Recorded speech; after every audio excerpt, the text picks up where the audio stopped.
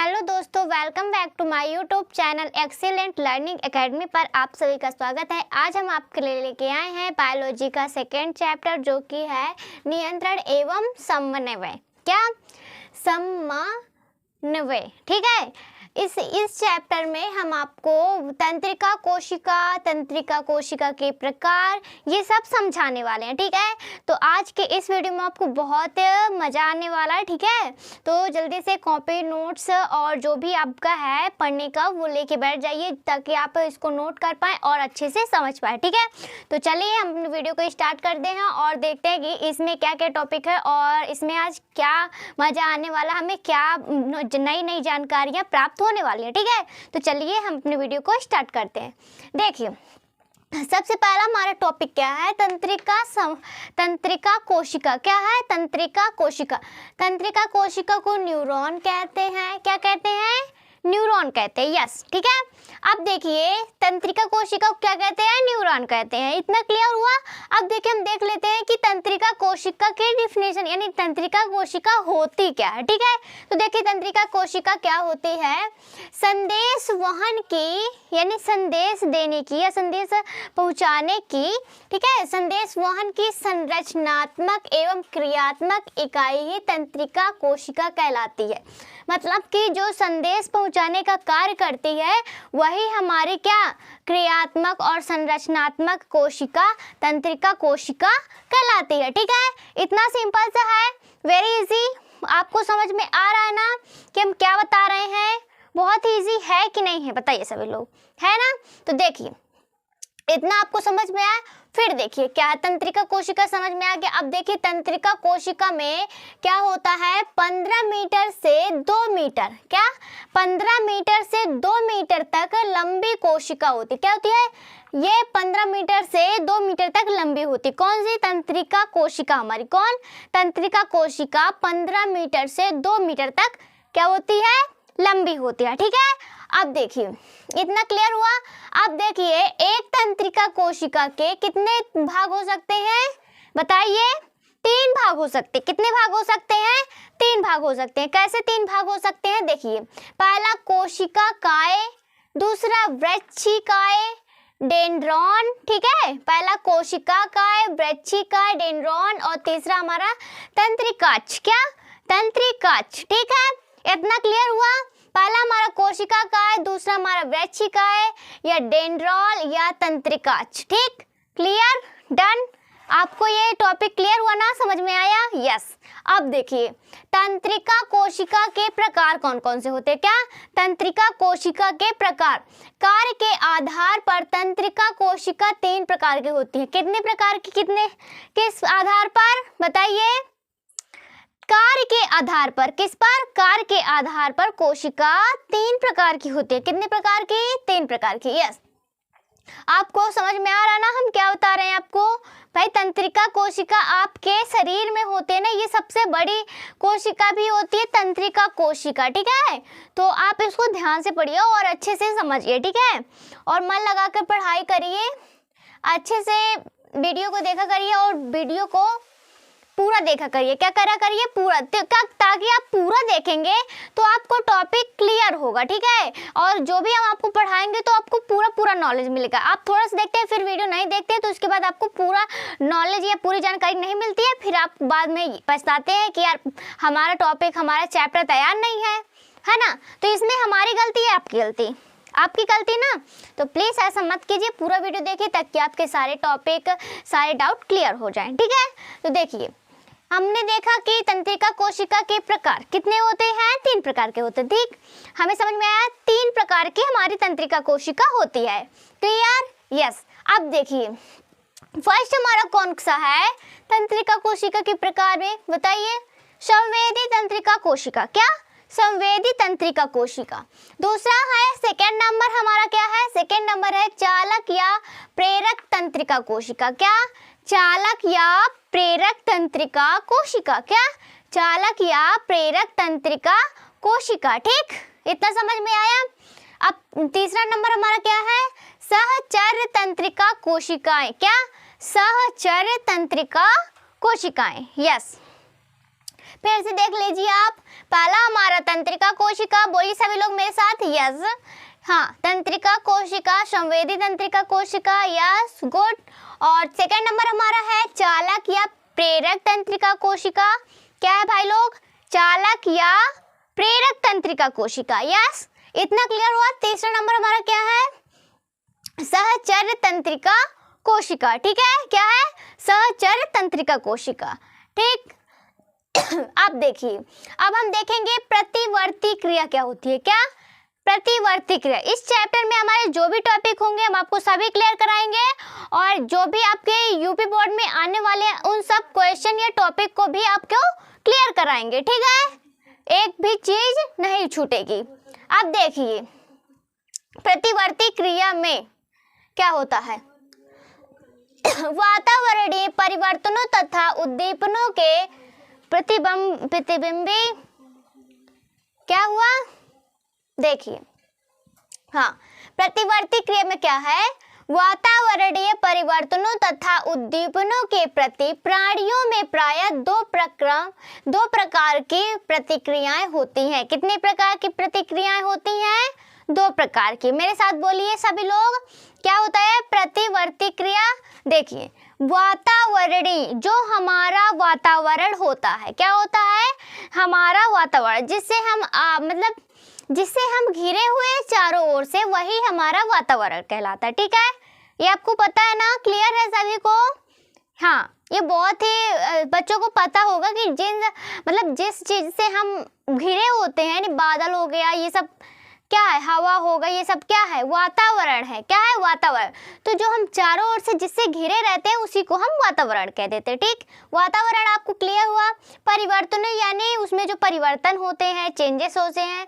ठीक है, तो वातावरण में वातावरण जो मौसम में या वातावरण में परिवर्तन होते हैं यानी चेंजेस होते हैं, तो जो चेंजेस होते हैं तथा उद्दीपनों के प्रति प्राणियों में प्रायः, किसमें?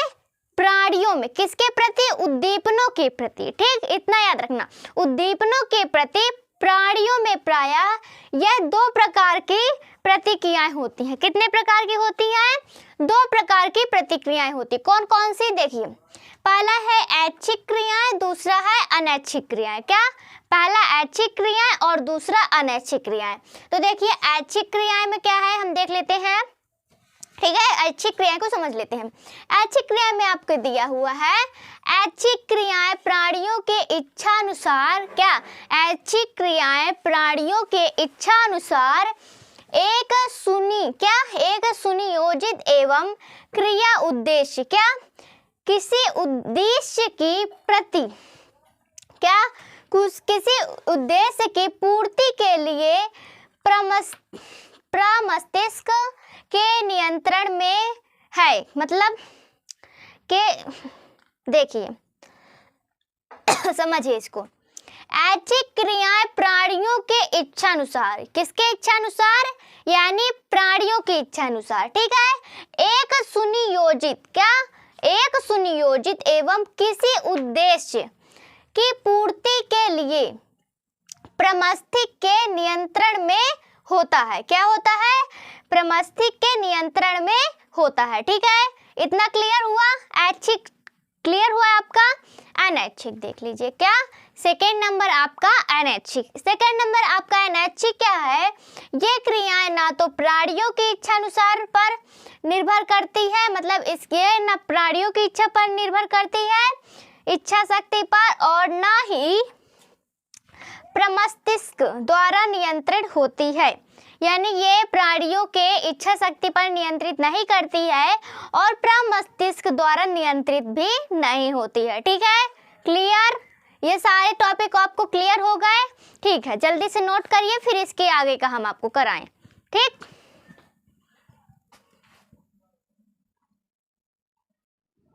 तो चलिए हम इसके आगे के टॉपिक देख लेते हैं कि कौन कौन से है। ठीक है, तो अब क्या हमारा है? मानव का तंत्रिका तंत्र, यानी मानव का तंत्रिका तंत्र क्या होता है। ठीक है, देखिए हम मानव का तंत्रिका तंत्र देख लेते हैं, यानी हमारे मानव में जो तंत्रिका तंत्र होता है वो कैसा होता है और क्या कहते हैं उसको, ये हम देख लेते हैं। ठीक, तो देखिए मनुष्य सहित यानी मनुष्य में सहित सभी स्थानियों में तंत्रिका तंत्र 3 भागों में बांटा होता है। किसमें? मनुष्यों में तंत्रिका तंत्र कितने भागों में बांटा जाता है बताइए? 3 भागों में बांटा जाता है। कितने भागों में? 3 भागों में। ठीक है, कौन कौन से हैं ये हम देख लेते हैं।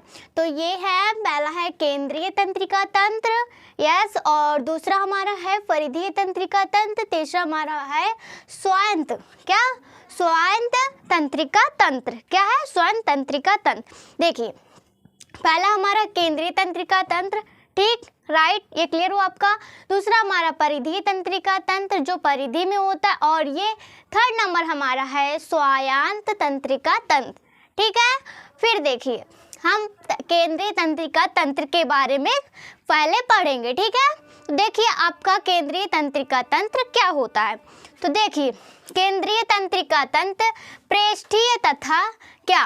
केंद्रीय तंत्रिका तंत्र जो आपका होता है वो पृष्ठीय तथा नलिकाकार होता है। कैसा होता है? पृष्ठीय तथा नलिकाकार होता है। केंद्रीय तंत्रिका तंत्र के प्रमुख 2 भाग होते हैं। कितने भाग होते हैं? प्रमुख 2 भाग होते हैं। कितने भाग होते हैं? 2 भाग। कौन कौन से? मस्तिष्क और मेरुरज्जु। फिर से एक बार आप देख लीजिए क्या केंद्रीय तंत्रिका तंत्र होता है। देखिए सभी लोग, केंद्रीय तंत्रिका तंत्र पृष्ठीय तथा नलिकाकार होता है। कैसा होता है? पृष्ठीय तथा नलिकाकार होता है। केंद्रीय तंत्रिका तंत्र के प्रमुखतः 2 भाग होते हैं। कितने भाग होते हैं? 2 भाग, यस, क्लियर हो आपका? कौन कौन से होते हैं? पहला आपका मस्तिष्क होता है और दूसरा आपका मेरुरज्जु होता है। क्या होता है? पहला आपका ब्रेन और दूसरा आपका मस्तिष्क, और मतलब पहला आपका ब्रेन होता है और दूसरा मेरुरज्जु होता है। क्लियर? Done, very good. आपको इतना समझ में आ गया है? ठीक है, हमारे यहाँ तक के पॉइंट आपके क्लियर हो गए। अब हम पहला देखते हैं, यानी हमारा 1st नंबर जो है मानव का मस्तिष्क। ये मानव जो मस्तिष्क होता है हमारा, तो ये हमारे बॉडी के लिए बहुत ही इम्पॉर्टेंट होता है। यानी इसका जो भी हमारे मस्तिष्क में कार्य होता है वो बहुत ही इम्पॉर्टेंट होता है। ये तो आपको पता ही होगा। जैसे कि हम जो भी सोचते हैं या करते हैं कुछ भी, यानी कि जो हमारे माइंड में आता है तो हम सोचते हैं या फिर करते हैं, तो किसके द्वारा होता है? सोचने समझने की जो भी शक्ति होती है हमारे माइंड में, तो वो किस में से आती है? हमारे दिमाग से आती है। किस में आती है? दिमाग, यानी जो हमारा माइंड होता है, ब्रेन होता है, तो उससे आती है ना। तो इतना तो सबको आपको पता होगा, है ना? इतना तो ईजी है, सबको पता ही रहता है कि किससे क्या होता है। तो देखिए, जो हमारा मस्तिष्क होता है तो वो कैसा होता है? हमारा मस्तिष्क बहुत ही मुलायम होता है। क्या होता है? मुलायम। देखिए, हम आपको समझाते हैं क्या होता है। देखिए, मनुष्य में मस्तिष्क अत्यंत विकसित, यानी ये विकसित, बहुत ही विकसित होता है, और क्या रहता है? अति कोमल अंग होता है। यानी कि कहने का मतलब ये है आपका कि अगर हमारे ब्रेन में जब भी कभी ठोकर लग जाती है, जैसा कि आपने कभी देखा होगा कि आप जैसे हैं तो यदि आपका कोई भी रिलेशनशिप में कोई है या कोई फ्रेंड है वगैरह वगैरह, तो अगर वो गिर जाता है, उसका एक्सीडेंट हो जाता है, तो ज़्यादातर लोग कहते हैं कि माइंड में ना लगे चोट। अगर कभी ऐसा हो गया दुर्भाग्यवश कि अगर माइंड में यानी ब्रेन में हमारे कहीं चोट लग जाती है, तो क्या होता है?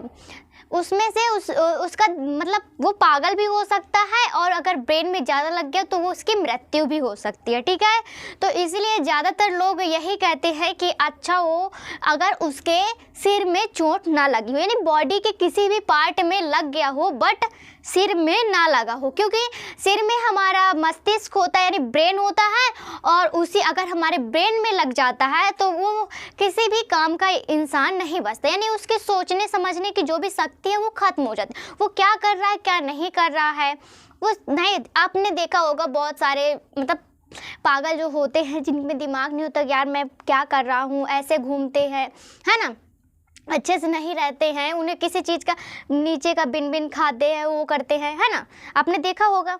तो हम ऐसे लोग होते हैं जिसके सिर में चोट लग जाती है और उनका ब्रेन क्या हो जाता है, डिसयूज हो जाता है और वो पागल हो जाते हैं। ठीक है, क्लियर? हाँ, तो आपको ध्यान रखना है कि जब भी आप कभी गाड़ी चलाएं या वैन मतलब आप गाड़ी चलाते हैं, 2 पहिया चलाते हैं, कुछ भी चलाते हैं, तो आप हेलमेट लगाएं, ठीक है। हेलमेट, अगर जो लोग 2 पहिए चलाते हैं यानी टू व्हीलर चलाते हैं तो वो हमेशा हेलमेट लगाए रह करें, ठीक है।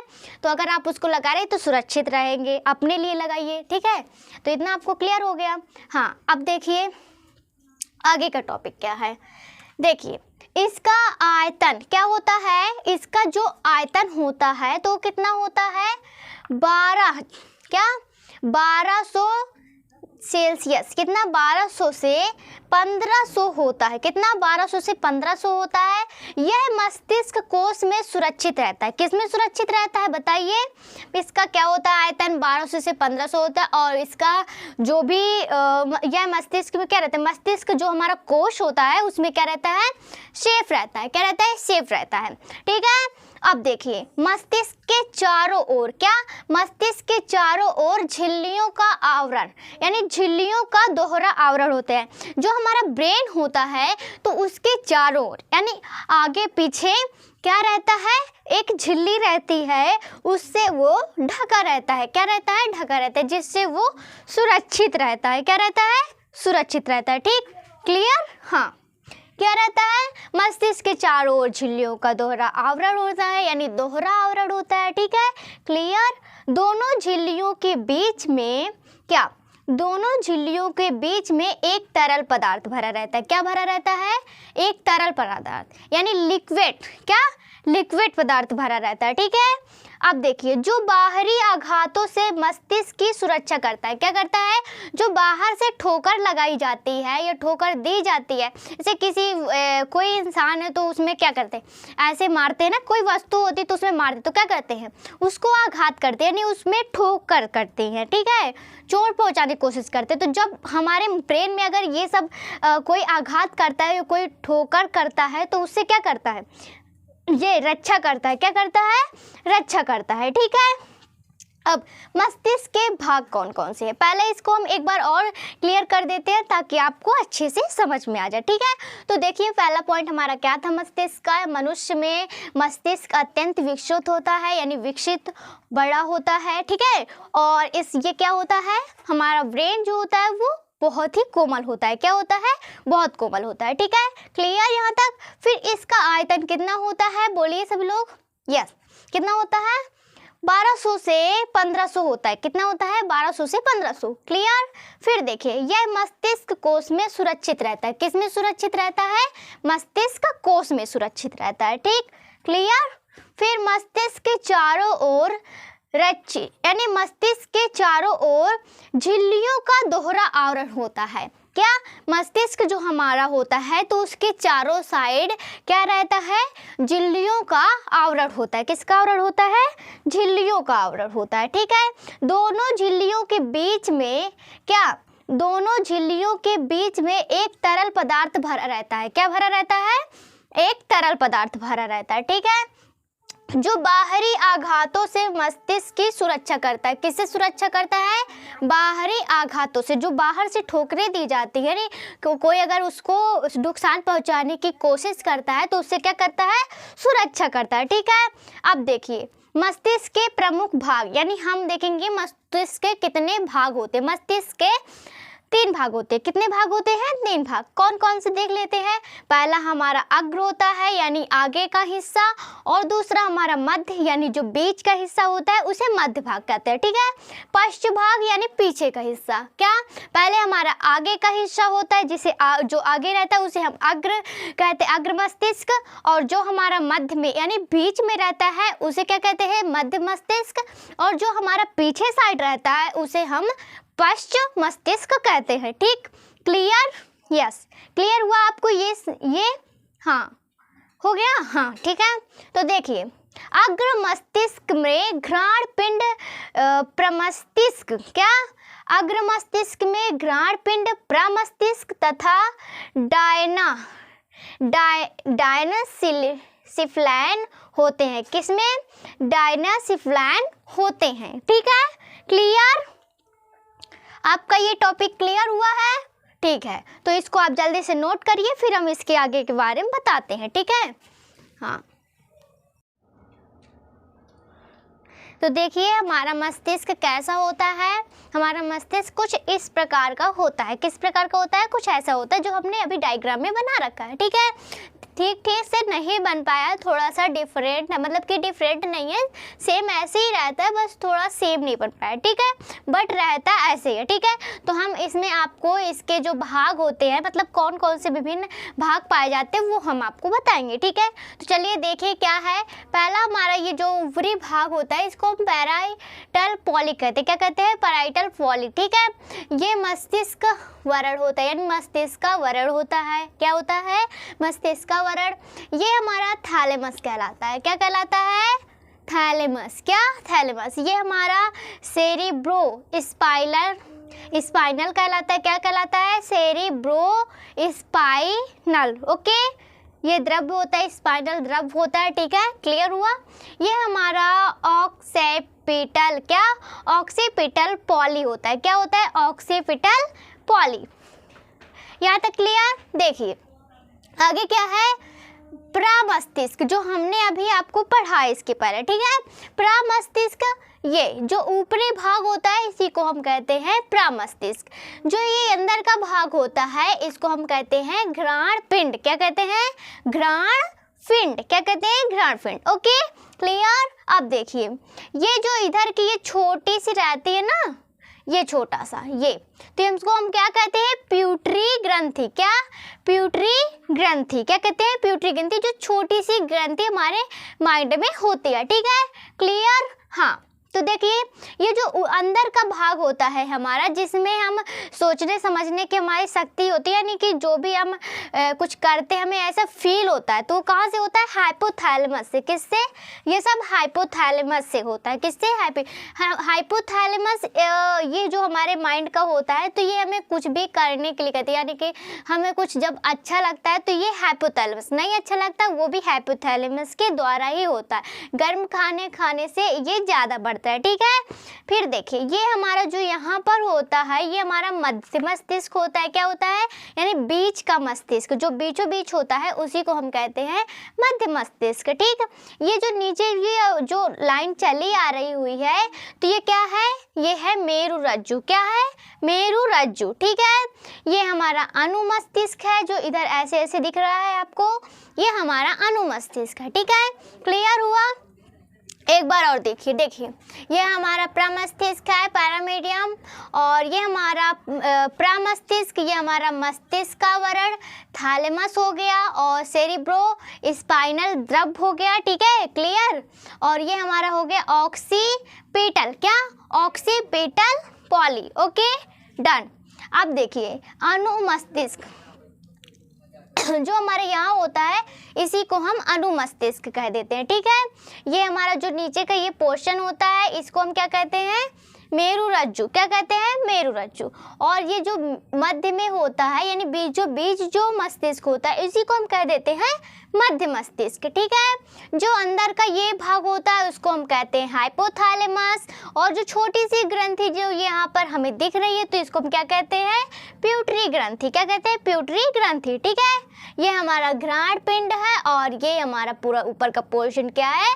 प्रमस्तिष्क है। क्लियर। आपका ये मस्तिष्क डायग्राम जो है क्लियर हो गया है। आप इसको नोट कर लीजिएगा, ये बहुत एग्जाम में पूछा जाता है, इसीलिए हमने सोचा आपको ये हम डायग्राम बनवा दें। ठीक है, तो इसको नोट कर लीजिए आप लोग।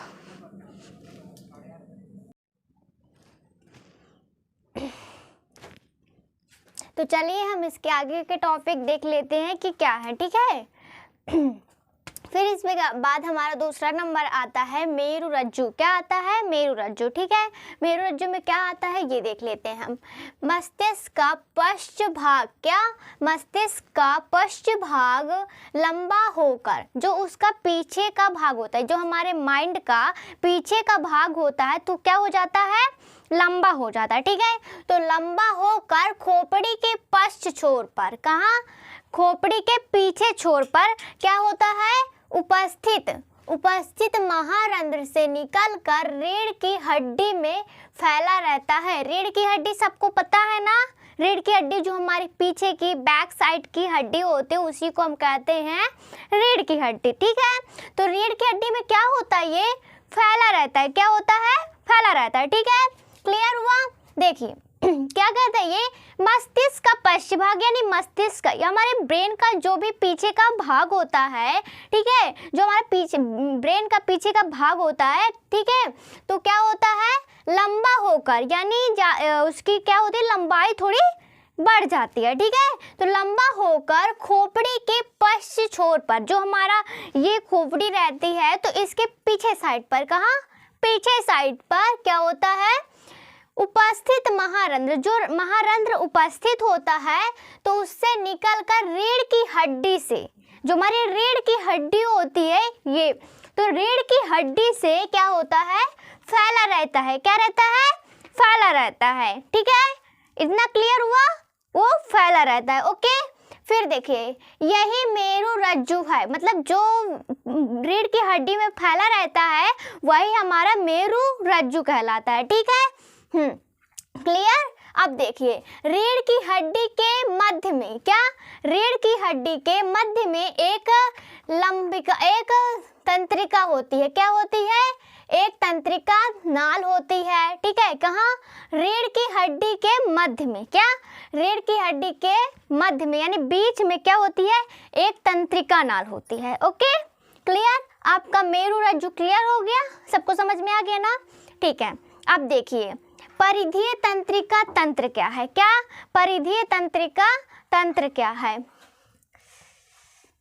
परिधीय तंत्रिका तंत्र विभिन्न प्रकार की, क्या, परिधीय तंत्रिका तंत्र विभिन्न प्रकार की उन तंत्रिकाओं का सम्मिलित नाम है, क्या, परिधीय तंत्रिका तंत्र विभिन्न प्रकार के उन तंत्रिकाओं का सम्मिलित नाम है, यानी मिला जुला कर जो नाम बनता है वही क्या होता है, परिधीय तंत्रिका तंत्र, ओके। जो केंद्रीय तंत्रिका तंत्र के किसमें, केंद्रीय तंत्रिका तंत्र के किसमें भागों में, किसमें भागों अर्थात मस्तिष्क अथवा मेरु रज्जु से निकलकर इस प्रकार है, यानी जो ये हमारा जो सम्मिलित नाम होता है इसका परिधीय तंत्रिका तंत्र का, तो ये क्या होता है, केंद्र से, केंद्रक और तंत्रिका तंत्र और मस्तिष्क और मेरु रज्जु से निकलता है वही हमारा क्या कहलाता है, परिधीय तंत्रिका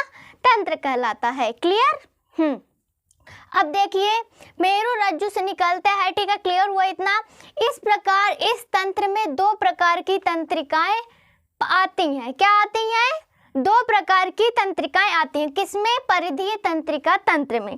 परिधीय तंत्रिका तंत्र में कितने तंत्र आते हैं, बताइए सभी लोग, कितनी तंत्रिकाएं आती हैं, दो, हाँ दो, कौन कौन सी ये देख लेते हैं। पहला है कपालीय तंत्रिकाएं, क्या, कपालीय तंत्रिकाएं, दूसरा नंबर हमारे रीढ़ तंत्रिकाएं, ठीक है, क्या, कपालीय तंत्रिकाएं और रीढ़ तंत्रिकाएं, क्लियर। जिसमें हमारे दो परिधीय तंत्रिका तंत्र में हमारी दो प्रकार की तंत्रिकाएं आती हैं, ओके, इतना क्लियर हो आपको टॉपिक। अब देखिए स्वायत्त तंत्रिकाएं तंत्र क्या है, क्या, स्वायत्त तंत्रिकाएं तंत्र, ठीक, तो ये इसको देख लेते हैं हम। देखिए विभिन्न प्रकार की अनैच्छिक क्रियाओं को, अनैच्छिक और ऐच्छिक मैंने आपको पहले समझा दिया, ठीक है, तो वहाँ से आप देख लीजिए, इसके पहले अभी मैंने इसके पहले आपको ये टॉपिक बताया है, ठीक है।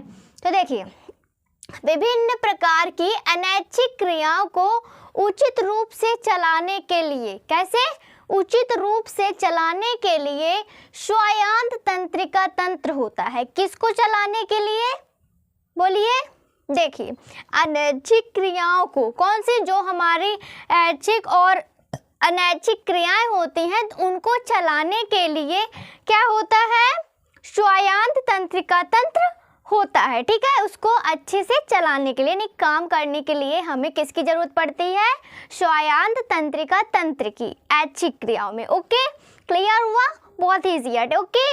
अब देखिए आगे क्या है, यह तंत्र विलग, क्या, यह तंत्र विलग रूप से कार्य करता है, ओके, विलग रूप से कार्य करता है, किंतु क्या है, अंतिम रूप से इसका नियंत्रण, क्या, अंतिम रूप से इसका नियंत्रण केंद्रीय तंत्रिका तंत्र द्वारा होता है, कैसे होता है, केंद्रीय तंत्रिका तंत्र द्वारा होता है। इस प्रकार की तंत्रिका कितने प्रकार की होती है? 2, यानी 2 भागों में बटी होती है। ठीक है, कौन कौन से वो 2 भाग हैं हम ये देख लेते हैं। तो पहला है हमारा अनुकंपी तंत्र। क्या है? अनुकंपी तंत्र। ओके, दूसरा नंबर हमारा है नंबर परानुकंपी तंत्र। क्या है? परानुकंपी तंत्र। ओके, ये सारे टॉपिक आपको क्लियर हो गए, अच्छे समझ में आए हैं? ठीक है, जल्दी से नोट करिए, फिर इसके आगे टॉपिक फटाफट कराते हैं। तो चलिए अब हम इसके आगे के टॉपिक देख लेते हैं क्या है। ठीक है, तो देखिए हमारा अगला टॉपिक क्या है? जंतुओं में हार्मोन, यानी जंतुओं में जो हार्मोन्स होते हैं जिससे हम हमारे शरीर में नए नए वो जैसे हमारा शरीर होता है तो चेंजेस आते हैं, वो किसके द्वारा आते हैं? हार्मोन के द्वारा। किसके द्वारा? हार्मोन। जैसे कि पहले बचपन में छोटा बच्चा रहता है तो वो कैसा रहता है, जब बड़े हो जाते तो कैसे हो जाते है ना, थोड़ा चेंजेस तो आते हैं, थोड़ा क्या बहुत चेंजेस आते हैं बचपन में, और जब बड़े हो जाते नहीं थोड़ा सा एज बढ़ती जाती है उनकी, जैसे जैसे एज बढ़ती तैसे तैसे उनके क्या होते हैं जैसे वो बढ़ते हैं तो उसमें बहुत सारे बदलाव होते हैं ना। तो ये किसके द्वारा होता है? हार्मोन के द्वारा होता है। ठीक है, तो देखिए हार्मोन कौन कौन से होते हैं ये हम आपको बताते हैं। तो पहले क्या हमारा हार्मोन्स है, इसमें जंतु में जो हार्मोन्स होते हैं वो देख लेते हैं। इसमें पहला है अंतःस्रावी ग्रंथियाँ। क्या है? अंतःस्रावी ग्रंथियाँ। तो पहले अंतःस्रावी ग्रंथियाँ देख लेते हैं कौन कौन सी है। ठीक है, तो इसमें इसके देख लेते हैं क्या कहलाता है, कैसे होता है। ओके, तो देखिए कशेरुकी जंतुओं में रासायनिक संवहन। क्या? कशेरुकी जंतुओं में क्या? कशेरुकी अकशेरुकी, जिसमें रीढ़ की हड्डी पाई जाती है वही कशेरुकी कहलाता है, जिसमें रीढ़ की हड्डी नहीं पाई जाती है वो क्या कहलाता है? अकशेरुकी। ठीक है, इतना क्लियर हुआ। कशेरुकी क्या होता है? जिसमें रीढ़ की हड्डी पाई जाती है वो हमारा कशेरुकी कहलाता है, जिसमें रीढ़ की हड्डी नहीं पाया जाता वो हमें क्या कहता है? अकशेरुकी, जिसमें नहीं पाया जाता। ओके, मनुष्यों में तो रीढ़ की हड्डी पाई जाती है ना, सबको पता है। हाँ, तो ये देखिए जो हमारे बैक साइड में होती है पीठ में वही हमारी रीढ़ की हड्डी कहलाती है। ओके, तो देखिए कशेरुकी जंतुओं में रासायनिक संवहन का एक अति विशिष्ट तंत्र होता है। क्या होता है? तंत्र होता है। ठीक है, तो जो तंत्र होता है तो क्या होता है? जिसमें कई प्रकार की अंतःस्रावी ग्रंथियां, क्या? अंतःस्रावी ग्रंथियां विशिष्ट रासायनिक पदार्थ उत्पन्न क्या करती हैं? विशिष्ट रासायनिक पदार्थ उत्पन्न करती हैं। ओके, अंतःस्रावी ग्रंथियों का यह तंत्र क्या? अंतःस्रावी ग्रंथियों का यह तंत्र क्या कहलाता है? अंतःस्रावी तंत्र कहलाता है। क्या कहलाता है? अंतःस्रावी तंत्र कहलाता है। ओके, इतना क्लियर हुआ आपका? अंतःस्रावी ग्रंथियां क्लियर हुई? एक बार और बता दें। ओके, सुनिए अकशेरुकी जंतुओं में, ठीक है, अकशेरुकी जंतुओं में रासायनिक संवहन। कशेरुकी जंतु आपको पता है, जो कशेरुकी जंतु यानी जिसमें जिन जंतुओं में क्या पाई जाती है? रीढ़ की हड्डी पाई जाती है, वही हमारी कशेरुकी जंतु कहलाते हैं। ठीक है, तो कशेरुकी जंतुओं में जो रासायनिक संवहन का एक अति विशिष्ट क्या होता है? तंत्र होता है। ठीक है, तंत्र होता है जिसमें कई प्रकार की अंतःस्रावी ग्रंथियां, क्या? जो अंतःस्राव करती हैं वही अंतःस्रावी ग्रंथियां क्या होती हैं? विशिष्ट रासायनिक पदार्थ उत्पन्न करती। क्या उत्पन्न करती हैं? बताइए। विशिष्ट रासायनिक पदार्थ उत्पन्न करती हैं। ओके, तो अंतःस्रावी ग्रंथियों का यह तंत्र, क्या? अंतःस्रावी ग्रंथियों का यह तंत्र अंतःस्रावी तंत्र कहलाता है। क्या कहलाता है? अंतःस्रावी तंत्र कहलाता है। ओके, बहुत ही आसान है, इसको अगर आप पढ़ेंगे तो बहुत ही इजी तरीके से आपको याद हो जाएगा।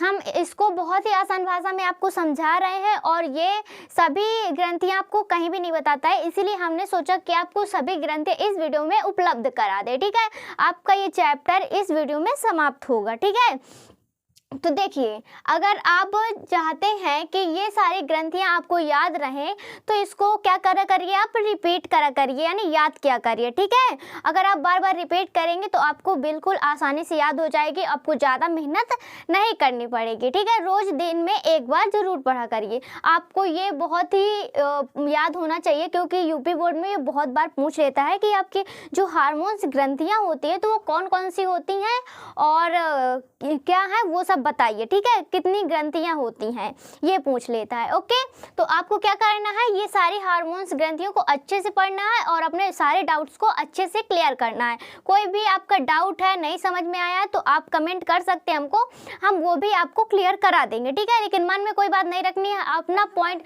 जो भी आपका थॉट्स होता है उसको एकदम क्लियर करना होता है, ओके। हाँ, तो चलिए देखते हैं इसमें क्या है, इसमें कौन कौन सी ग्रंथियां होती है। तो मनुष्य में निम्नलिखित अंतःस्रावी ग्रंथियां पाई जाती हैं। अब मनुष्य में हमने अंतःस्रावी ग्रंथियां देखी, अब हम ये देखेंगे कि मनुष्य में जो अंतःस्रावी ग्रंथि पाई जाती है उसमें कौन कौन से उस ग्रंथि के, यानी अंतःस्रावी ग्रंथियों के अंदर कौन सी ग्रंथियां आती हैं, ओके। तो देखिए, पीयूष ग्रंथि हमारी आती है, क्या आती है, पीयूष ग्रंथि, पैराथाइड ग्रंथि, क्या, पैराथाइड ग्रंथि, और आती है थायराइड ग्रंथि, क्या आती है, थायराइड ग्रंथि, अधिवृक्क, थाइमस ग्रंथि और पेनियल ग्रंथि, क्या, पेनियल काय, ओके। देखिए, पहला हमारा है पीयूष ग्रंथि, ओके। दूसरा सेकेंड नंबर हमारा है थायराइड ग्रंथि, 3 नंबर हमारा है पैराथायराइड ग्रंथि और चौथा नंबर हमारा है वृक्क, क्या, अधिवृक्क ग्रंथि, ओके। और 5वां नंबर हमारा है थाइमस, क्या, थाइमस ग्रंथि, ओके। पेनियल ग्रंथि 6 नंबर, पेनियल काय, ओके। तो ये सारी जो आपकी मनुष्य में ग्रंथियां होती हैं इनका बहुत ही महत्वपूर्ण हमारे शरीर में काम करती हैं, तो इसीलिए इसको जानना हमारे लिए बहुत ही मोस्ट इम्पॉर्टेंट होता है, ठीक है। तो अभी हम इन सब ग्रंथियों के बारे में पढ़ेंगे, यानी कुल कितनी ग्रंथियां इसमें होती हैं मनुष्य में, अंतःस्रावी ग्रंथियां बताइए, 6, कितनी होती हैं, 6, ओके। तो आपको ये याद रखना है कि मनुष्य में अंतःस्रावी ग्रंथियों में कौन कौन सी ग्रंथियां होती हैं और कितनी ग्रंथियां रहती हैं, उनके नाम आपको याद रखना है, ओके। ये बहुत ही एग्जाम में पूछता है, इसलिए आपको इस टॉपिक को बहुत ही ध्यान से पढ़ना है और जितनी भी ग्रंथियां हम आपको समझाएंगे उसको बहुत ही अच्छे से समझना है, ठीक है, और बहुत ही मज़े से समझना है, ज़्यादा टेंशन नहीं लेनी है। हम आपको बहुत ही आसान भाषा में समझाएंगे और बहुत ही आपके जितने भी डाउट्स होंगे ना उतने सब क्लियर करा के रहेंगे, ओके। तो कोई भी दिक्कत वाली बात नहीं है। अगर कोई भी दिक्कत होती है, आपको कोई पॉइंट नहीं समझ में आता है तो आप पूछ लिया करिए कमेंट में, हम आपको उसका भी समझा देंगे, ओके। हाँ, तो देखिए, अब हम देख लेते हैं पॉइंट वाइज पॉइंट, कौन कौन सी ग्रंथियाँ उनके बारे में देख लेते हैं थोड़ा सा, है ना। तो देखिए, पीयूष ग्रंथि क्या होती है, पीयूष ग्रंथि को मास्टर ग्रंथि भी कहते हैं, ये हमारा फर्स्ट नंबर है, क्या, फर्स्ट नंबर, ठीक है, पीयूष ग्रंथि। तो पीयूष ग्रंथि को क्या कहते हैं, मास्टर ग्रंथि भी कहते हैं, क्या कहते हैं, मास्टर ग्रंथि, ओके। इतना क्लियर। अब देखिए, हम पीयूष ग्रंथि के बारे में थोड़ा सा पढ़ लेते हैं, है ना। तो देखिए, यह एक जटिल ग्रंथि है, क्या है, यह एक जटिल ग्रंथि है जो मटर के दाने के आकार की, क्या, मटर के दाना, मटर के दाना आप लोग देखे हैं, हाँ, जैसे आप मटर खाते हैं जो, हाँ, जिसकी सब्जी बनती है, ओके, वही मटर का दाना, उसी को कहते हैं मटर। तो जो मटर का दाना होता है छोटा सा गोला गोला, वैसे हमारी होती है पीयूष ग्रंथि, उसी आकार में, ठीक है, छोटी सी, वही हमारी क्या होती है, पीयूष ग्रंथि। तो मटर का दाना तो सभी लोग देखे हैं, तो मान लीजिए कि वो मटर का दाना ही हमारी पीयूष ग्रंथि, यानी उतना ही साइज उसका होता है, वैसे ही उसका आकार होता है, ओके, क्लियर। हाँ, तो देखिए, मटर के दाने के नामक संरचना के आधार पर स्थित होती है, क्या होती है, स्थित होती है।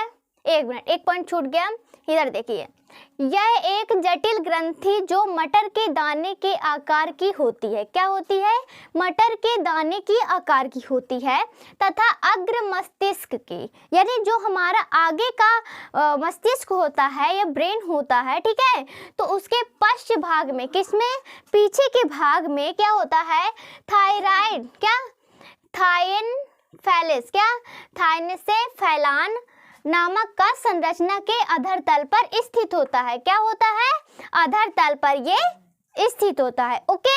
हाँ, तो ये आपको क्लियर हुआ? एक बार फिर से बताएं। देखिए, पीयूष ग्रंथि क्या होती है? मटर के दाने के समान होती है। ओके, मटर के दाने के समान होती है, जो अग्र मस्तिष्क के पश्च भाग में क्या होती है?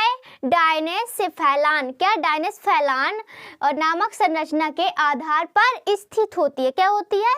इसके आधार पर वह स्थित होती है। ओके, वहां पर। अब देखिए, ये हमारा पीयूष ग्रंथि, ठीक है, क्लियर हो गया, हमको समझ में भी आ गया कि भाई मटर के दाने के समान होती है और उसके अग्र मस्तिष्क के पश्च भाग में होती है। ओके, अब ये देखिए, हम थायराइड ग्रंथि देखते हैं। क्या सेकेंड नंबर हमारा क्या है? थायराइड ग्रंथि, यानी थायराइड ग्रंथि क्या होती है ये देख लेते हैं हम। हाँ, तो सभी लोग को समझ में आ रहा है ना? हाँ, बोलते जाइए यस। हाँ, ओके, गुड। अभी देखते हैं आगे क्या है हमारा थायराइड ग्रंथि। थायराइड ग्रंथि को भी समझ लेते हैं, क्योंकि पीयूष ग्रंथि तो हमें समझ में आ गई है ना? हमने आपको क्लियर करा दी अभी अभी। अब हम क्या पढ़ेंगे? थायराइड ग्रंथि। ओके, तो थायराइड ग्रंथि को समझते हैं। क्या है थायराइड ग्रंथि? गर्दन में श्वास नली, जिससे हम क्या करते हैं? श्वास लेते हैं। क्या करते हैं? श्वास लेते हैं। तो गर्दन में श्वास नली व स्वर यंत्र, क्या स्वर यंत्र के संयोग स्थल के अधर पश्च तल पर, क्या क्या क्या स्थल के अधर पश्च तल पर पाई जाने वाली गुलाबी रंग की। अब भाई, ये गुलाबी रंग की भी होती है? यस, गुलाबी रंग की भी होती है। ठीक है, तो गुलाबी रंग की यह ग्रंथि किस आकार की होती है? एच आकार की। किस आकार की? एच आकार की। जी हाँ, ये एच आकार की होती है। क्या? एच आकार की। क्या ऐसी भी ग्रंथि होती है? है डाउट्स किसी के माइंड में? यस, तो देखिए क्या होता है, गर्दन में जो हमारी श्वास नली होती है, जिससे हम श्वास लेते हैं, क्या करते हैं? श्वास लेते हैं, यानी ऑक्सीजन को अंदर लेते हैं और CO2 कार्बन डाइऑक्साइड को बाहर छोड़ते हैं। ओके, ये तो सबको पता है ना कि ऑक्सीजन यानी O2 हम क्या करते हैं? पौधों से अंदर लेते हैं। ओके, श्वास के द्वारा, और श्वास लेने के बाद तुरंत क्या करते हैं? CO2 कार्बन डाइऑक्साइड को बाहर फेंकते हैं। क्या करते हैं? बाहर निकालते हैं। ओके, तो जब हम ऑक्सीजन लेते हैं तो हमारे लिए बहुत ही आवश्यक है, क्योंकि अगर हम 1 घंटे या 2 घंटे या 1-2 मिनट भी श्वास ना ले तो हमारी डेड हो सकती है। ठीक है, ये हमारे लिए इतनी आवश्यक है, क्योंकि खाना पानी छोड़कर तो हम 2-3 दिन, हफ्ते 2 हफ्ते, महीने भर जीवित रह सकते हैं। ठीक है, लेकिन श्वास के बिना हम 1 मिनट भी जिंदा नहीं रह सकते हैं। ठीक है, इसीलिए आपको क्या कहा जाता है कि अधिक से अधिक पेड़ पौधे लगाने चाहिए, क्योंकि पेड़ पौधों से ही हमें ऑक्सीजन प्राप्त होती है। अगर हमारे वातावरण में पेड़ पौधे नहीं होंगे तो हमें ऑक्सीजन कहाँ से मिलेगी, है ना? और अगर ऑक्सीजन नहीं मिलेंगी तो मनुष्य जीवित कैसे रहेगा? तो मनुष्य को जीवित रहने के लिए कौन इम्पोर्टेंट है? Oxygen, O2 gas. ओके, हाँ, तो देखिए हम अपना पॉइंट क्लियर करते हैं। ओके, तो क्या था इसमें? गर्दन में श्वास नली, जिससे हम सांस लेते हैं, स्वर, क्या? स्वर यंत्र के संयोग स्थल के, क्या? स्वर यंत्र के संयोग स्थल से अधर पार्श्व पर, अरे अधर पार्श्व तल पर क्या होता है? पाए जाने वाली गुलाबी रंग की, क्या? गुलाबी रंग की, पिंक कलर की। ओके, गुलाबी रंग की यह ग्रंथि एच आकार की होती है। किस आकार की होती है? एच आकार की होती है। Okay, clear? हाँ, अब देखिए, यह अन्य सभी स्रावी ग्रंथियों से, क्या? जो भी सभी स्रावी ग्रंथियां होती हैं उससे क्या होती है? बड़ी तथा द्विपालित होती है। क्या होती है? यानी द्विपाली में होती है, और क्या होती है? बड़ी होती है। यानी सभी ग्रंथियों से बड़ी होती है और द्विपालित होती है। थायराइड ग्रंथि हमारी, ठीक है, द्विपालित होती है। मनुष्य में इस ग्रंथि का भार लगभग कितना होता है? 25 से 30 ग्राम का होता है। ये सभी लोग पॉइंट नोट कर लीजिए, क्योंकि बहुत ही बहुत पूछा जाता है, और किसी भी एंट्रेंस में आपको बाद में भी पूछ सकता है, यूपी बोर्ड में भी पूछ सकता है, कोई भी एग्जाम आप दो कहीं भी पूछ सकता है। ठीक है, तो आपको ये सब पॉइंट नोट करना है, क्योंकि बहुत ही मोस्ट इंपॉर्टेंट है ये आपकी ग्रंथियाँ, और हर एग्जाम में भी पूछ लेता है, तो आपको ये पॉइंट जरूर से नोट करना है। ठीक है, very most important topics. Okay, तो ठीक है, क्या हुआ कि हाँ, किनका भार कितना होता है? 25 से 30 ग्राम का होता है। ओके, स्त्रियों में यह अपेक्षाकृत कुछ बड़ी होती है। क्या होती है? कुछ बड़ी होती हैं। संपूर्ण ग्रंथि अनेक छोटी छोटी खोखली व अनेक छोटी छोटी खोखली व गोले गोल पुटिकाओं से बनी होती है। किससे बनी होती है? गोल पुटिकाओं से बनी होती है। ओके, एक बार और क्लियर करते हैं। देखिए, गर्दन में श्वास नली व स्रावित के संयोग स्थल के अधर पार्श्व तल पर पाई जाने वाली गुलाबी रंग की यह ग्रंथि किस आकार की होती है? एच आकार की होती है। क्लियर? यह ग्रंथि सभी स्राविक ग्रंथियों से बड़ी तथा द्विपालित होती है। मनुष्य में इस ग्रंथि का भार लगभग कितना होता है? 25 से 30 ग्राम का होता है। कितना होता है? 25 से 30 ग्राम का। स्त्रियों में यह अपेक्षाकृत कुछ बड़ी होती है। क्या होती है? कुछ बड़ी होती है। ठीक है, यह संपूर्ण ग्रंथियों में अनेक छोटी छोटी खोखली व गोले पुटिकाओं से बनी होती है। ओके, आपकी थायराइड ग्रंथि क्लियर हो गई? हाँ, तो सभी को समझ में आ रहा है ना? और ये भी बताइए, मजा आ रहा है कि नहीं आ रहा आपको? वीडियो में थोड़ा चिल हो रहा है? नहीं हो रहा है? ओके, अब भैया हम आपको चिल भी कराएंगे, थोड़ा सा मजे भी लेंगे। ओके, जाते जाते हमको हंसा के जाएंगे, ऐसी बात नहीं है। ठीक है, तो आप इसको जल्दी से नोट करिए, फिर हम आपको जल्दी से हंसाते हैं और जादू दिखाते हैं। ओके, तो जल्दी से नोट करिए।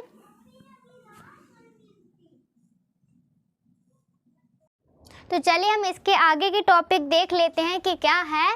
तो अगला हमारा जो पॉइंट है वो है कि पैराथायरॉइड ग्रंथि क्या होती है। क्या? पैराथायरॉइड ग्रंथि क्या होती है? ठीक है, तो हम ये देख लेते हैं कि पैराथायरॉइड ग्रंथि क्या होती है। ठीक है, तो चलिए देखते हैं पैराथायरॉइड ग्रंथि क्या होती है।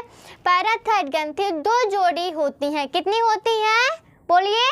यस, 2 जोड़ी होती हैं। ठीक है, 2 जोड़ी होती हैं तथा थायराइड ग्रंथि के पृष्ठ तल पर, किसमें? थायराइड ग्रंथि के पृष्ठ तल पर धंसी रहती है। किसमें धंसी रहती हैं? थायराइड ग्रंथि के पृष्ठ तल पर धंसी रहती है। ओके, प्रत्येक ग्रंथि मक्का के दाने के समान कैसी होती है? प्रत्येक ग्रंथि मक्का के दाने के समान लाल रंग की कैसी होती है? जो हमारा मक्का होता है, कैसा मक्का देखें आप लोग? मक्का जो ऐसा गोल टाइप में होता है, दाने टाइप में। ओके, तो जो मक्का होता है तो उसके दाने के समान होती है और कैसी होती है? लाल रंग की, यानी रेड कलर की होती हैं। Okay, clear? कैसी होती है? मक्का के दाने के समान होती हैं। जैसे मक्का रहता है सेम वैसे होती हैं। और क्या रहती हैं? रेड कलर की रहती हैं। कैसे रहती हैं? रेड कलर की रहती। Okay, clear? अब देखिए आगे, इसका भार क्या? इसका भार जो होता है 0.5 से 0.5 से 0.03 0.05 से 0.03 ग्राम होता है। कितना होता है? बोलिए। 0.05 से 0.03 होता है, इतने ग्राम होता है। ओके, तो तथा परिमाप 4 से 6 मिली। क्या? परिमाप 4 से 6 मिमी होता है। प्रत्येक ग्रंथि पर संयोजित ऊतक। क्या? प्रत्येक ग्रंथि पर संयोजित ऊतक अति महीन आवरण होता है। क्या होता है? संयोजित ऊतक का अति महीन यानी छोटा सा छोटा क्या होता है? आवरण होता है। जो उससे ढका रहता है उसी को कहते हैं आवरण। ठीक है, तो आवरण होता है। Okay, clear? ठीक है, अब इसमें देखे हैं, इसमें 2 हार्मोन उत्पन्न होते हैं। कितने हार्मोन उत्पन्न होते हैं? 2। तो इसके पहले हम एक बार और आपको समझा देते। पैराथायरॉइड ग्रंथि जो भी होती है तो वो 2 जोड़ी होती है। क्लियर? सभी लोग नोट कर लीजिए, अच्छे समझिए। हाँ, पैराथायरॉइड जो ग्रंथि होती है 2 जोड़ी होती है। मक्का के समान होता है उसका आकार, और कलर कैसा होता है? बोलिए। यस, गुड, रेड कलर का होता है। कैसा होता है? रेड कलर का होता है। इसका भार कितना होता है? 0.05 से 0.03 ग्राम का होता है। ठीक है, और इसका क्या होता है? परिमाप कितना होता है? 4 से 6 मिमी। Okay, clear? हाँ, और इसमें संयोजी ऊतक का अति महीन आवरण होता है। ठीक, इसमें 2 हार्मोन्स होते हैं। कितने हार्मोन्स होते हैं? 2 हार्मोन्स होते हैं। कौन कौन से? पैराथार्मोन और कैल्सीटोनिन। क्या? पैराथार्मोन और कैल्सीटोनिन। Okay, clear? आपके ये दो हार्मोन क्लियर हो गए। अब देखिए अधिवृक्क ग्रंथि क्या होती है, क्या अधिवृक्क ग्रंथि क्या होती है, इसको देख लेते हैं। तो इसमें क्या कहता है, अधिवृक्क ग्रंथि में मनुष्य के प्रत्येक वृक्क में, क्या मनुष्य के प्रत्येक वृक्क के अगले सिरे पर, किसमें, अगले सिरे पर एक सिकुड़ी हुई छोटी सी एवं छोटी क्या टोपी के आकार की, कैसी टोपी के आकार की अधिवृक्क ग्रंथि पाई जाती है। कैसी ग्रंथि पाई जाती है, टोपी की आकार की अधिवृक्क ग्रंथि पाई जाती है। टोपी तो आप लोग देखे हैं ना, हाँ, तो टोपी के आकार की अधिवृक्क ग्रंथि पाई जाती है। इसका भार कितना होता है, लगभग 4 से 6 ग्राम होता है। कितना होता है, 4 से 6 ग्राम होता है। एक बार और देख लीजिए, मनुष्य के प्रत्येक वृक्क के अगले सिरे पर एक सिकुड़ी हुई छोटी सी एवं टोपी के आकार की ग्रंथि होती है, जिसका हाँ टोपी के आकार का उसका आकार होता है, ठीक है, ग्रंथि का, जो अधिवृक्क ग्रंथि पाई जाती है, ठीक है, अधिवृक्क ग्रंथि टोपी के आकार की होती है। ओके, इसका भार कितना होता है, 4 से 6 ग्राम होता है। कितना, 4 से 6 ग्राम। क्लियर, हाँ। अब देखिए अग्नाशय लैंगरहंस, यानी अग्नाशय जो होता है, एक मिनट, हाँ, जो हमारा अग्नाशय होता है, ठीक है, तो इसमें लैंगरहंस की द्वीपिकाएं होती हैं। क्या, अग्नाशय में लैंगरहंस की द्वीपिकाएं होती है। तो इसके बारे में हम क्लियर कर लेते हैं कि क्या है, क्या पॉइंट है इसमें, याद हमें करने लायक, जो एग्जाम में बार बार पूछा जाता है। ओके, तो देखिए मनुष्य की उदर गुहा में, किसमें, मनुष्य की जो उदर गुहा होती है उसमें लगभग 20 सेंटीमीटर लंबी अग्नाशय नामक, कितने, 20 सेंटीमीटर लंबी अग्नाशय नामक एक मिश्रित ग्रंथि पाई जाती है। कैसी, एक मिश्रित ग्रंथि, यानी मिली हुई, मिक्सचर जो होता है, मतलब मिक्सर यानी कि जो मिक्स मिलाया जाता है एक साथ, तो वही मिक्सचर कहलाता है, ठीक है। तो मिश्रित ग्रंथि पाई जाती है। इस ग्रंथि का लगभग 99, कितना, 99% भाग पाचन एंजाइम का स्त्रावण करने वाला, क्या, पाचन एंजाइम का स्त्रावण करने वाला क्या, कोशिकाओं द्वारा बने खोखले पिंडों का बना होता है। किसका बना होता है, पाचन ग्रंथियों का स्त्रावण जो करता है उन्हीं कोशिकाओं के खोखले गोले का बना होता है। Okay, clear. एक बार और देख लीजिए, मनुष्य की उदर गुहा में लगभग 20 सेंटीमीटर लंबी अग्नाशय नामक, क्या, अग्नाशय नामक एक मिश्रित ग्रंथि पाई जाती है। कैसी ग्रंथि पाई जाती है, एक मिश्रित ग्रंथि पाई जाती है, जो क्या होता है, इस ग्रंथि का लगभग क्या, इस ग्रंथि का लगभग 99% पाचन एंजाइम, जो हमारा पाचन एंजाइम होता है, तो 99% क्या होता है, स्त्रावण करने वाली ग्रंथियों यानी कोशिकाओं को बना खोखले पिंडों का बना होता है। इन्हीं खोखले पिंडों के बीच में अनेक सूक्ष्म अंतःस्रावी ग्रंथियां पाई जाती हैं, जो लैंगरहंस की द्वीपिकाएं कहलाती हैं। ओके, क्लियर आपका ये डाउट, अग्नाशय लैंगरहंस की द्वीपिकाएं क्लियर हो गया। आपको मजा आ रहा है और वीडियो कैसा लग रहा है बताइए, आपको सभी ग्रंथियां पढ़ने में कैसा लग रहा है, अच्छा लग रहा है ना। ये सारी ग्रंथियां हमारा जो बॉडी होती है, यानी हमारा शरीर जो होता है, तो उसके लिए उसमें पाई जाती हैं, ठीक है, उसमें पाई जाती है। और ये हार्मोन्स अंतःस्रावी ग्रंथि होती है, जो हमारे अंतःस्राव करती हैं और जो चेंजेस लाती हैं। जैसे हम बचपन में जैसे रहते हैं, उसके बाद जैसे हमारे बॉडी में चेंजेस आते हैं, तो जो चेंजेस लाते हैं तो किन कारणों से होता है, इन सब ग्रंथियों के द्वारा होता है। जब ये ग्रंथियाँ काम करती हैं अपना, तभी ये चेंजेस होते हैं, ठीक है। हाँ, तो कैसा लगा आपको, ये ग्रंथि अच्छी लगी। अब ग्रंथियाँ अच्छी लगने की क्या बात है, आपको तो पढ़ना ही पड़ेगा। ग्रंथियाँ जैसी भी हों हमारे बॉडी में तो उपलब्ध है ना, तो हमको पढ़ना ही पड़ेगा, ठीक है। तो आपको ये बहुत यूपी बोर्ड में पूछा जाता है, तो इसको अच्छे से पढ़िएगा, ठीक है, और सब अच्छे से नोट करिएगा। जल्दी से नोट कर लीजिए, फिर इसके आगे काम आपको लिखाते हैं। तो चलिए हम इसको देख लेते हैं, आगे का टॉपिक क्या है। तो क्या हार्मोन्स का हमारे शरीर में महत्व, यानी जो हमारे शरीर में हार्मोन्स पाए जाते हैं उसका क्या महत्व होता है, ठीक है। तो हमारे शरीर में लगभग सभी अंग तंत्रों, अंग ऊतकों, क्या हमारे शरीर में लगभग सभी अंग, जो हमारे शरीर में अंग होते हैं और जो तंत्रों, अंगों, ऊतकों आदि में होने वाली विभिन्न जैविक क्रियाएं, क्या जो हमारे शरीर में जैविक क्रियाएं होती हैं, तो उनमें क्या होता है, वृद्धि, टूट फूट, यानी जो क्या होती है, वृद्धि होती है यानी बढ़ती है, शरीर बढ़ती है, और जो टूट फूट होती है यानी कहीं कुछ लग गया तो टूट फूट की क्या होती है, मरम्मत, यानी उसको ठीक करता है, क्या करता है, ठीक करता है, ठीक है।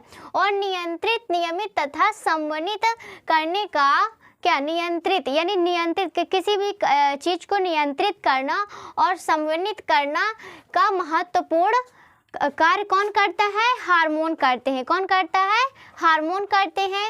ये शरीर के भीतरी वातावरण को, क्या, ये शरीर के भीतरी वातावरण को संतुलित दशा में बनाए रखते हैं। क्या करते हैं, संतुलित दशा में बनाए रखते हैं, अर्थात समस्थानिक, क्या, समस्थैनिकता प्राप्त कराने में अन्य तंत्रों तथा, क्या, प्राप्त कराने में अन्य तंत्रों तथा क्रियाकारी पदार्थों का, क्या, क्रियाकारी पदार्थों का सहयोग करते हैं।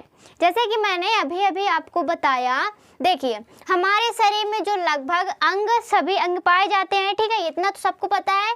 जो तंत्रों, अंगों, ऊतकों आदि, जो तंत्रों और ऊतकों आदि में क्या होता है, होने वाली विभिन्न जैविक क्रियाएं, जो हमारी जैविक क्रियाएं होती हैं, ठीक है, तो उसमें जो वृद्धि होती है, टूट फूट की मरम्मत होती है, ठीक है, और इसमें जो भी मरम्मत आदि को क्या करता है, वो नियंत्रित करता है, ओके। और क्या होता है, समन्वित करने का महत्वपूर्ण कार्य कौन करता है, इन सबको जोड़ने का, नियंत्रित करने का, और क्या होता है, जो स्रावित होता है उसमें सब क्या, इसका क्या महत्वपूर्ण है, हार्मोन्स का, यानी ये सारे काम कौन करता है, हार्मोन्स करते हैं, ठीक है। इतना आपको क्लियर हुआ। अब देखिए, ये शरीर के भीतर वातावरण के संतुलित दशा में बनाए रहते हैं, अर्थात समस्थानिक प्राप्त कराने में अन्य तंत्रों तथा क्रियाकारी पदार्थों का सहयोग करते हैं। इसीलिए हमारे शरीर में हार्मोन्स बहुत ही मोस्ट इम्पॉर्टेंट है और ये बहुत ही महत्वपूर्ण भूमिका निभाते हैं, ठीक है। हमारे शरीर में हार्मोन का बहुत ही उपयोग है, इसीलिए इसको ध्यान से पढ़िएगा, ओके। तो आज का ये वीडियो कैसा लगा है आपको, वीडियो अच्छा लगा है कि नहीं अच्छा लगा, ठीक है। तो वीडियो को अच्छे से देखा करिए, और अगर आपको सभी चैप्टर के वीडियो चाहिए, चैप्टर वाइज चैप्टर, तो आप हमारे प्लेलिस्ट में जा सकते हैं, वहाँ हमारे सारे सब्जेक्ट के वीडियो आपको उपलब्ध मिलेंगे, जो यूपी बोर्ड के लिए बहुत ही मोस्ट इम्पॉर्टेंट है, और वहाँ जाकर आप बहुत ही आसानी से सभी चैप्टर को आसान तरीके से पढ़ सकते हैं और अपने कॉन्सेप्ट को क्लियर कर सकते हैं, ओके। तो वहाँ पे जाइए और देखिए वीडियो को, ओके। तो आज के लिए बस इतना ही। अब ये वीडियो यहीं पर समाप्त करते हैं। अगला टॉपिक आपको किस पर चाहिए ये कमेंट जरूर करिएगा, ओके।